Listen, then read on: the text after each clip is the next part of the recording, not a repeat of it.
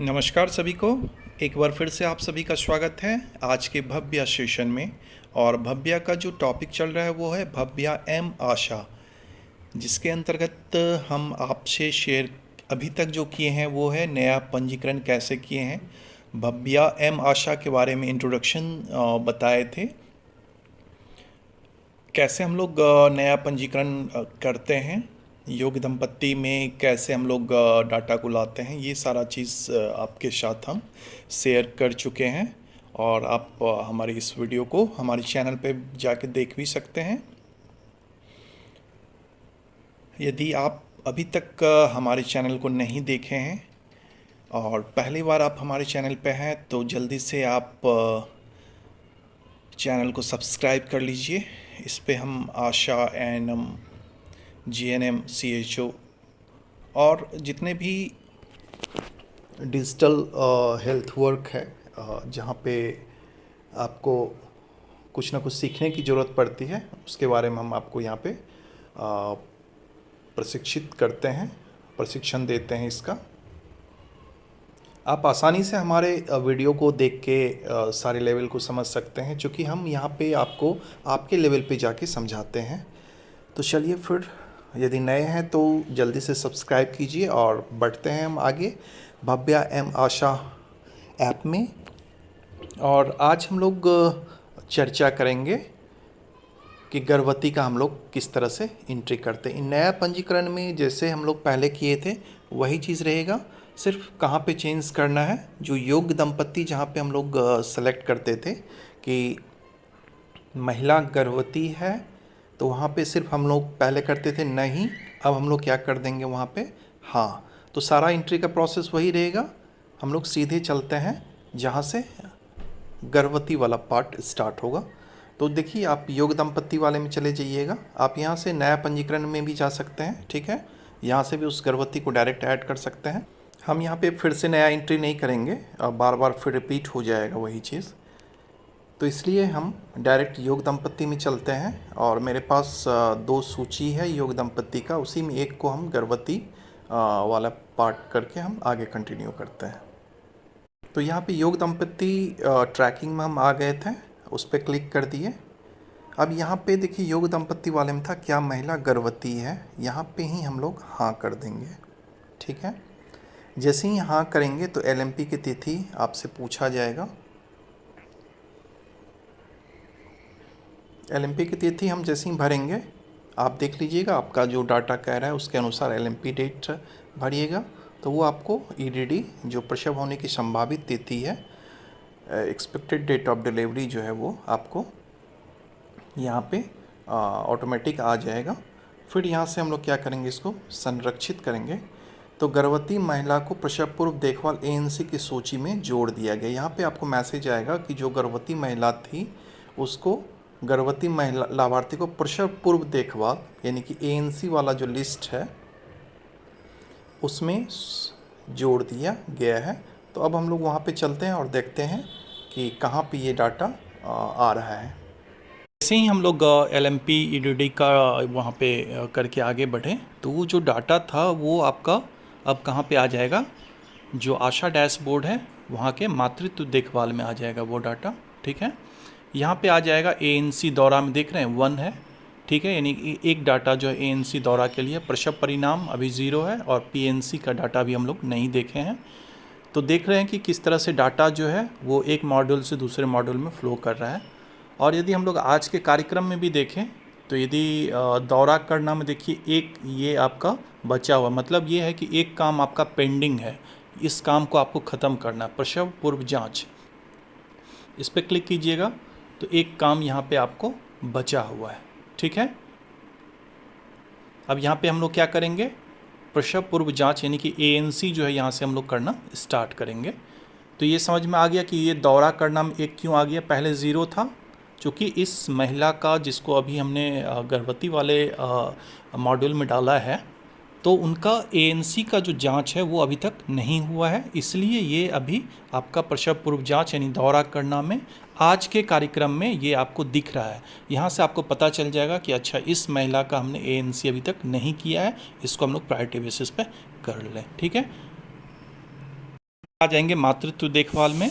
मातृत्व देखभाल में हम लोग एएनसी पे आ जाएंगे और एएनसी में आने के बाद इस डाटा पे क्लिक करेंगे। क्लियर है? चलिए देखते हैं। यहाँ पे देखिए पहला एएनसी विजिट है। दौरे का प्रकार चुनिए। यहाँ पे एएनसी के लिए हम लोग हैं। एएनसी का स्थल आपको कहाँ पे एएनसी कर रहे हैं, ढेर सारा ऑप्शन है। आप जहाँ पे भी उस महिला का एएनसी कर रहे हैं वो प्लेस आप सेलेक्ट कर लीजिए। यहाँ पे जांच की तिथि है कि एएनसी जांच जो है, हो सकता है कि आप बैक डेट में इसको करना हो आपको, ठीक है। तो यहाँ पे हम लोग बैक डेट डाल देंगे, चूँकि बैक डेट में इसका नहीं हुआ एंट्री, ऐसा मान के चलना है। यदि करेंट डेट का रहेगा तो करेंट डेट हम लोग यहाँ भर के चलेंगे, ठीक है। अब यहाँ पे इसका जांच की तिथि दिखा दिए 1/1/2024। घर की संख्या एक ही है। ये घर का संख्या आपको जो परिवार का सर्वेक्षण सूची जब आप ऐड कीजिएगा तो वो घर नंबर वहीं से ले लेगा, ठीक है। गर्भवती का नाम आ गया। यहाँ पे RCH संख्या हम लोग नहीं डाले थे।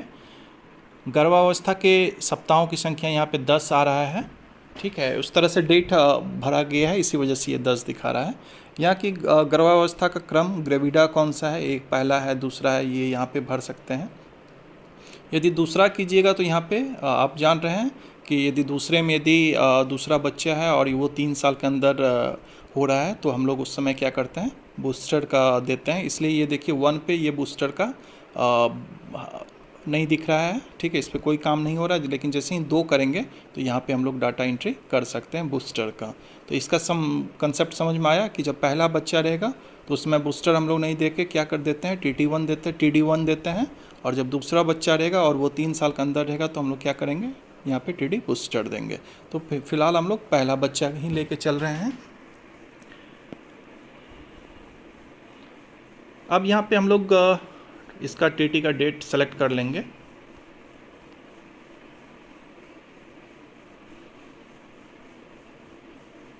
यहाँ पे देख लीजिए प्रसव की संभावित तिथि किस डेट में आप, जांच की तिथि है 1/1/2024 को। तो यानी कि 1/1/2024 को ही हम लोग क्या करेंगे, इसको पहला एएनसी 1/1/2024 को हुआ है तो उसी दिन हम लोग इसको TT का दे देंगे। देख लेते हैं एक बार ले रहा है कि नहीं, ठीक है। उसके 1 महीने के बाद आपका जस्ट TT2 का भी होगा। क्योंकि ये पिछला डाटा है इसी वजह से ये इस तरह से आ रहा है, लेकिन जब आप करेंट डाटा को लेके चलिएगा तो फिर ऐसा नहीं दिखाएगा। मान लीजिए कि 5 तारीख को अगले मंथ में वहाँ पे 5/2/2024 को सत्र हुआ। पहला आपको 1/1/2024 को पड़ गया था, दूसरा जो है 5/2/2024 को पड़ गया। ये चूँकि पिछला डाटा इसलिए एक ही बार में हमको करना पड़ रहा है। लेकिन यदि आप करेंट डाटा को लेकर चलिएगा तो जैसे जैसे आपका वो दिन आएगा वो ऑटोमेटिक आज के दौरान में दिखने लगेगा, आप वो काम को परफॉर्म कर लीजिएगा। अब यहाँ पे दिया है कि फॉलिक एसिड की गोलियाँ दी गई है तो आप भर लीजिए, ठीक है। पहले से मौजूद बीमारी यदि है कुछ तो आप इसमें से देख के भर लीजिएगा, ठीक है। वज़न कितना है वो भर सकते हैं। सिस्टोलिक, डायस्टोलिक, जो आपका BP हम लोग मेजर करते हैं, जनरली यहाँ पे आपका अभी नहीं ले रहा है यहाँ पे, ठीक है। यहाँ पे 120/80 लेगा, लेना तो चाहिए, अभी ले नहीं रहा है। अच्छा, ये चूँकि ट्रेनिंग वाला ये है इसी वजह से नहीं ले रहा है। इसमें हमने आपको पहले भी 1-2 वीडियो पहले भी बताया था कि ये ट्रेनिंग मॉड्यूल में हम आपको बता रहे हैं, ये लाइव M आशा ऐप नहीं है। अब यहाँ पे है कि क्या कोई उच्च जोखिम वाली समस्या है, तो यहाँ पे यदि हाँ करेंगे तो आपको और सारा ऑप्शन आएगा, ठीक है। जोखिम का प्रकार चुने, इस गर्भावस्था के दौरान कोई गर्भपात हुआ है कि नहीं, तो ये सब आप एक एक करके देखिएगा, ठीक है। फिलहाल हम लोग यहाँ पे नहीं करके आगे बढ़ते हैं और संरक्षित करते हैं।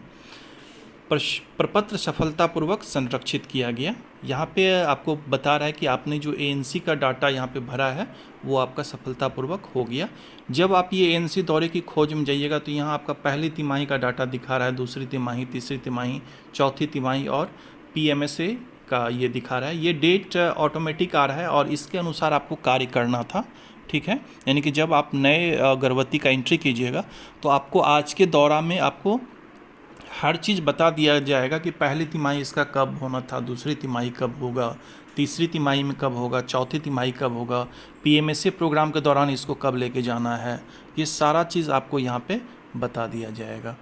तो ये है एक मॉड्यूल गर्भवती महिला का खोज का, ठीक है, जहाँ पे हम लोग एएनसी का कार्य किए हैं। अब हम लोग बैक चलते हैं। तो एएनसी का दौरा आप देख लिए, फिर से इस पर क्लिक करेंगे तो अब इस बार क्या आ जाएगा, विजिट 2। इससे पहले कौन सा विजिट आया था, पहला विजिट आया था, ठीक है। अब विजिट 2, अब सेम तरह से आप इसको जो है सारा डाटा भर के संरक्षित कर दीजिएगा।